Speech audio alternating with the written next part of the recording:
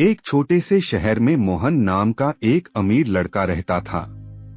उसकी उम्र लगभग 17 साल थी और उसके पास धन की कोई कमी नहीं थी। मोहन को अपने पैसे और रुतबे पर बहुत घमंड था। वह अक्सर गरीब लोगों को देखकर हंसता और उनका मजाक उड़ाता था। उसे इस बात का पूरा विश्वास था कि बिना पैसे के इंसान की कोई इज्जत नहीं होती। उसकी यही मानसिकता उसे दूसरों की भावनाओं से दूर कर रही थी। एक दिन मोहन अपने दोस्तों के साथ बाजार से गुजर रहा था।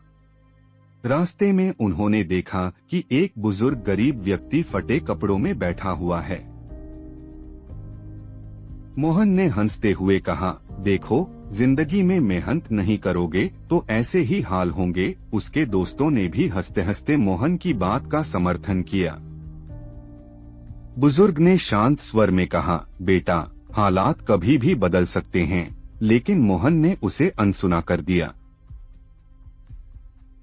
कुछ समय के बाद मोहन के पिता का व्यापार घाटे में चला गया। परिवार की आर्थिक स्थिति बिगड़ने लगी। घर में पहले जैसी रौनक नहीं रही।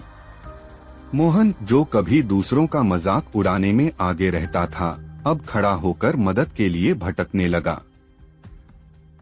उसने देखा कि उसके पास अब पैसे नहीं हैं और किसी भी प्रकार की सहायता की आवश्यकता है। एक दिन उसी गरीब बुजुर्ग ने मोहन को देखा। उसने मोहन की दयनीय स्थिति को समझा और बिना किसी झिझक के उसे खाना दिया और सहारा दिया। मोहन की आंखों में आंसू थे। उसे अपनी गलती का एहसास हुआ।